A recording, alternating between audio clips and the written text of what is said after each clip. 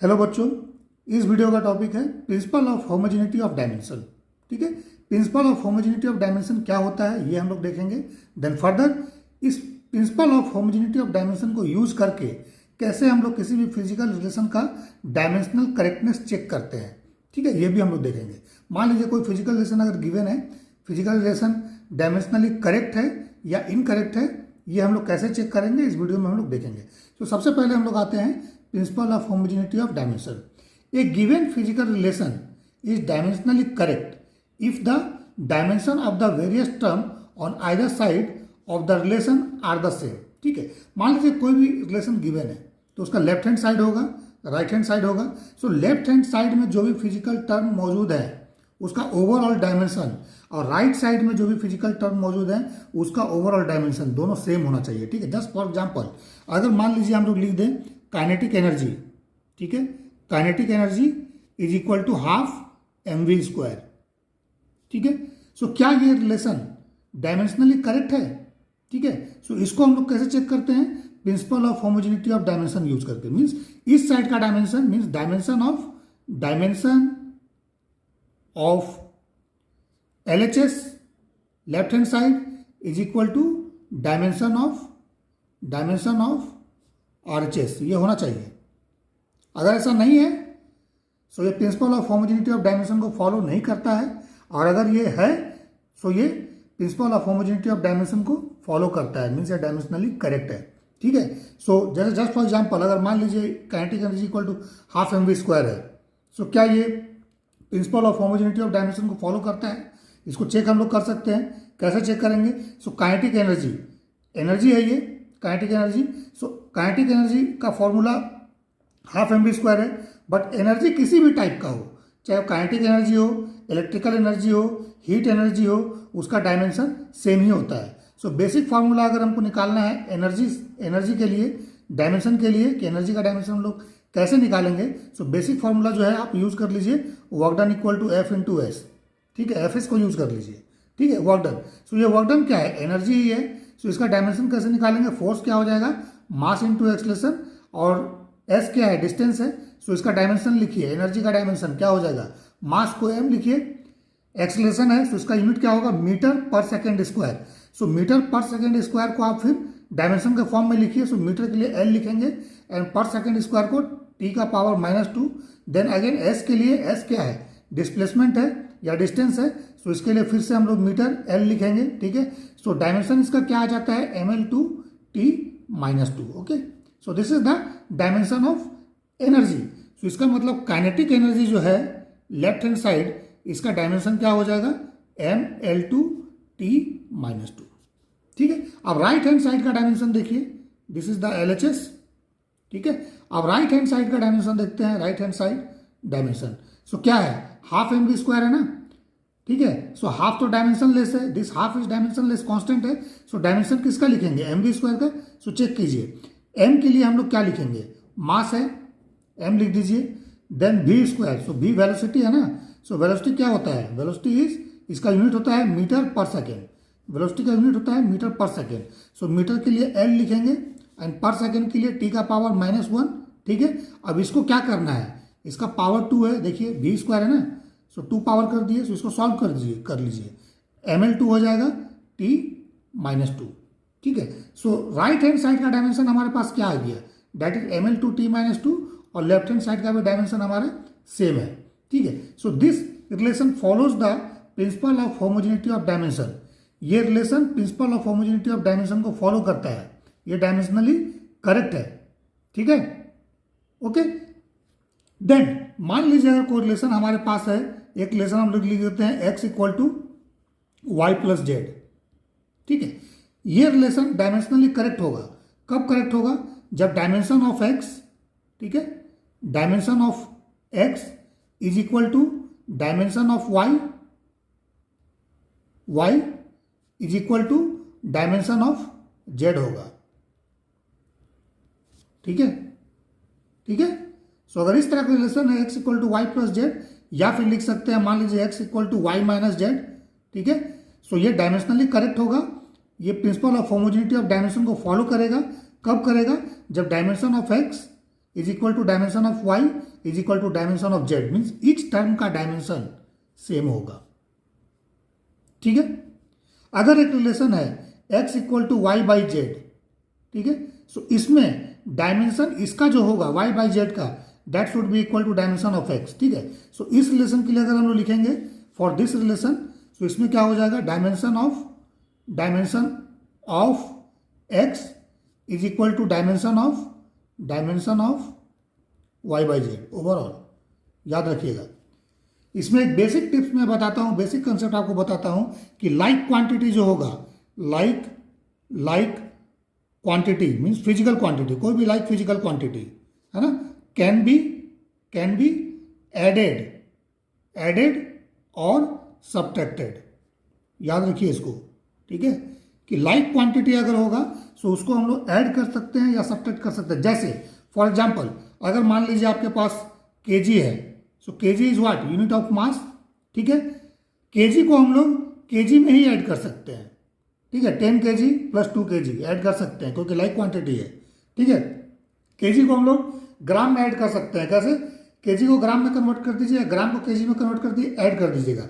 लेकिन क्या हम लोग केजी को, जो कि मास का यूनिट है, उसको हम लोग लेंथ के यूनिट मीटर के साथ ऐड कर सकते हैं क्या, है ना, केजी प्लस मीटर।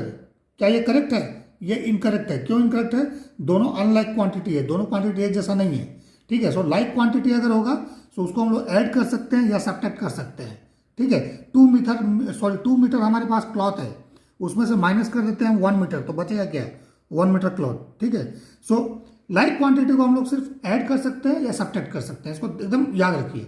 सो यहाँ पर देखिए क्वांटिटी लाइक है इसलिए ऐड किया हुआ है और यहाँ पर सब्ट्रैक्ट किया हुआ है। सो अगर लाइक क्वांटिटी है तो इसका मतलब इसका डायमेंशन इसके बराबर और इसके बराबर होगा, मीन्स इस टर्म का डायमेंशन सेम होना चाहिए अगर आप ऐड किए हो या सब्ट्रैक्ट किए हो। ठीक है, सिमिलरली अगर इस तरह का यूज है x equal to Y by Z, so इसमें क्या होगा, dimension of this equal to dimension of this. So इसका मतलब क्या है, देखिए y, यहाँ पर y एक अलग क्वांटिटी है, एक अलग फिजिकल क्वांटिटी है, z क्या है, एक अलग फिजिकल क्वांटिटी है। जैसे अगर हम लोग यूज करते हैं s equal to v t, formula है। ठीक है, सो यहाँ पर देखिए v क्या है, वेलोसिटी है, t क्या है, टाइम है, दोनों अलग फिजिकल क्वांटिटी है। s क्या है, डिस्टेंस है, ये भी एक अलग फिजिकल क्वांटिटी है। ठीक है, या अगर हम लिख दें v equal to s by t, so s क्या है, अलग फिजिकल क्वांटिटी, t अलग है, v अलग है। सो अगर इस तरह का रिलेशन है जैसा हमने यहाँ पर लिखा है, सो इसमें क्या होगा, इसका जो ओवरऑल डायमेंशन होगा s by t, that should be equal to v। ठीक है, या फिर यहाँ y बाई जेड का डायमेंशन x के बराबर होगा।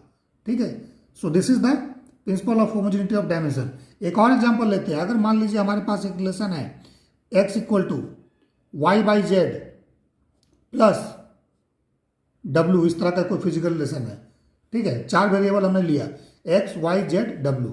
सो यहाँ पर क्या होगा, हमने ऐड किया है, देखिए y बाई जेड को हम ऐड किया है w में, इसका मतलब ये है कि इस क्वांटिटी का overall dimension y by Z का, that should be equal to w, that should be equal to x। ठीक है, मीन्स यहाँ पर अगर लिखेंगे, सो डायमेंशन ऑफ x जो होगा, that is equal to dimension of y by Z is equal to dimension of w। याद रखिए, ठीक है। So like quantity can be added and subtracted. So यहाँ पर लाइक क्वांटिटी क्या है, इसका ओवरऑल डायमेंशन इसके बराबर। ठीक है, देन इस टर्म का डायमेंशन सेम। ठीक है, सो एक कंसेप्ट तो ये बन गया कि लाइक क्वांटिटी को हम लोग ऐड कर सकते हैं, सब्ट्रैक्ट कर सकते हैं। देन फर्दर यहाँ पर वाई जेड था, जैसे हमने बताया v equal to s by t. So s और टी क्या है, डिफरेंट क्वांटिटी है, v भी डिफरेंट क्वांटिटी है। सो अगर अनलाइक क्वांटिटी है, डिफरेंट क्वांटिटी है, तो उसको सिर्फ और सिर्फ हम लोग क्या कर सकते हैं, मल्टीप्लाई कर सकते हैं या डिवाइड कर सकते हैं। सो यहाँ पर एक पॉइंट मैं और लिख देता हूँ। ठीक है, ठीक है, कहीं बीच में यहाँ पर एडजस्ट कर देते हैं या यहीं लिख देते हैं, डिफरेंट फिजिकल क्वांटिटी, ठीक है, क्वांटिटी कैन बी डिवाइडेड और मल्टीप्लाइड। ठीक है, आप लोग इस पॉइंट को नोट कर लीजिए, इसको भी नोट कर लीजिएगा और इसको भी नोट कर लीजिएगा। ठीक है, different quantity can be divided और मल्टीप्लाइड। जैसे यहाँ पर s equal to v t है, इसको मल्टीप्लाई किया है। ठीक है, यहाँ पर एस बाई टी डिवाइड किया है। ठीक है, सो ये डिफरेंट फिजिकल क्वांटिटी है।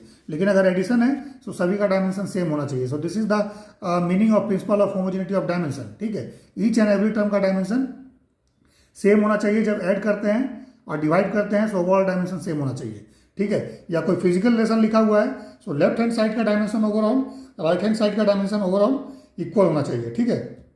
क्लियर है? ओके। यहाँ पर क्या हो जाएगा, इसका डायमेंशन इसके बराबर हो जाएगा। यहाँ पर क्या हो जाएगा, इसका डायमेंशन ओवरऑल इसके डायमेंशन के बराबर हो जाएगा, या फिर इसका इसके बराबर होगा, ठीक है। क्लियर है?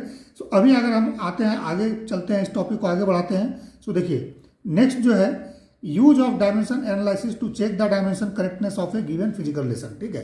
सो डायमेंशन एनालिसिस यूज करके हम लोग किसी भी फिजिकल रिलेशन का डायमेंशनल करेक्टनेस कैसे यूज करते हैं। सो ये जो कंसेप्ट हम लोगों ने डिस्कस किया है, इसी को हम लोग यूज करेंगे, प्रिंसिपल ऑफ होमोजेनिटी को हम लोग यूज करेंगे। जस्ट फॉर एग्जाम्पल, एक एग्जाम्पल लेता हूं मैं, s equal to u t plus half a t square, ये बेसिक फॉर्मूला है, ठीक है।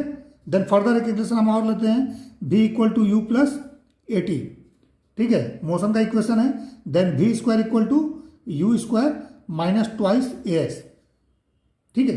अब इसका चेक करना है डायमेंशनल करेक्टनेस ये है कि नहीं, मीन्स डायमेंशनली करेक्ट है या नहीं है, ठीक है। सो देखिए अभी हमने बताया like quantity can be added, so यहाँ पर क्या ऐड किए हैं, सो यहाँ पर देखिए मल्टीप्लाइड है, यहाँ भी मल्टीप्लाइड है। सो इसका डायमेंशन यूटी का डायमेंशन इसके डायमेंशन के बराबर होना चाहिए, और ये डायमेंशन इसके भी बराबर होगा, मीन्स डायमेंशन ऑफ एस, ठीक है, that should be equal to dimension of u t should be equal to dimension of a t square, ठीक है।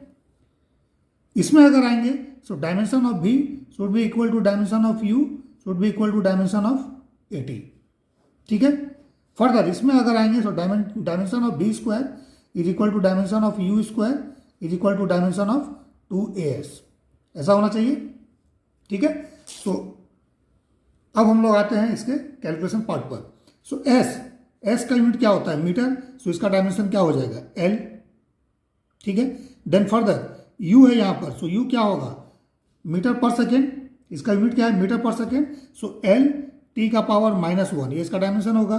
देन टी क्या है, टाइम है, सो टाइम का डायमेंशन टी होगा, that is equal to acceleration metre per second square, so l t -2 और t square का dimension t square. So देखिए इसको सॉल्व कर लीजिए, यहाँ एल आ गया फर्स्ट एस के लिए, देन इसका डायमेंशन क्या हो जाएगा, इट इज देखिए एल टी का पावर -1 एंड टी का पावर 1, 0 हो गया टी का power, so it is l. Then dimension इसका देख लीजिए, ये भी एल आएगा। सो मीन्स कहने का मतलब इसमें इस टर्म का डायमेंशन एल ही है, इसका डायमेंशन एल है, इसका एल है, इसका एल है, ठीक है। So this physical relation, this given physical relation is dimensionally correct, principal of homogeneity को ये फॉलो कर रहा है, करेक्ट है ये, ठीक है। सिमिलरली अगर इसमें आते हैं हम लोग, सो v का डायमेंशन मीटर पर सेकेंड, ठीक है। देन u का डायमेंशन भी सेम मीटर पर सेकेंड, ठीक है। देन at का डायमेंशन देख लीजिए, सो एक्सलेशन है metre per second square LT-2 then t, ठीक है। सो इसको देखिए चेक करिए, LT-1 देन इस टर्म का डायमेंशन LT-1, ठीक है। देन इस टर्म का डायमेंशन at का, so that is also LT-1, सो इस टर्म का डायमेंशन इसमें भी सेम है, ठीक है। So this is dimensionally correct and it is follows the principle of homogeneity of dimension, ये principle of homogeneity of dimension को फॉलो कर रहा है, ठीक है। डायमेंशनली ये करेक्ट है। सिमिलरली अगर इसमें आ जाए सो v स्क्वायर क्या हो जाएगा, मीटर पर सेकेंड LT-1 इसका स्क्वायर कर दीजिए। सिमिलरली u स्क्वायर ये भी सेम होगा, LT-1 इसका स्क्वायर कर दीजिए। अब 2as, सो 2 तो कांस्टेंट, इसका डायमेंशन नहीं होगा, ठीक है, कांस्टेंट है। एक्सलेशन में आइए, metre per second square LT-2 then into distance l हो गया। सो यहाँ पर देखिए l का पावर 2 देन t का पावर -2, ये हुआ इस टर्म का डायमेंशन। देन इसका भी आइए सेम है, दैट इज l का पावर 2 t का पावर -2, ठीक है। देन इस टर्म में आइए, इसका डायमेंशन देखिए, सो this is the dimension, so it is again l का पावर 2 t का पावर -2, ठीक है। सो डायमेंशनली यहाँ भी हम लोग देख रहे हैं कि ईच एंड एवरी टर्म का डायमेंशन सेम है।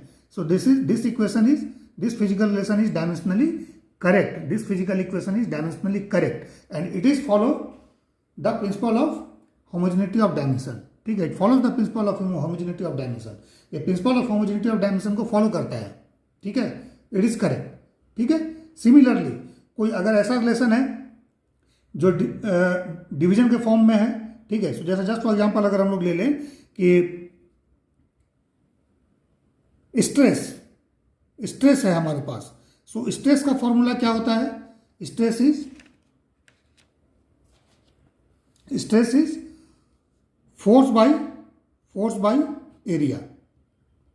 Stress is force by area. क्या ये डायमेंशनली करेक्ट है?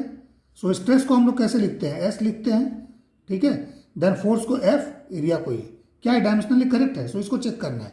सो इसमें क्या होगा? इसका ओवरऑल डायमेंशन इसके बराबर होना चाहिए। सो देख लीजिए स्ट्रेस, ठीक है। सो स्ट्रेस का डायमेंशन अगर हम लोग लिखेंगे, सो कैसे निकालेंगे स्ट्रेस का डायमेंशन?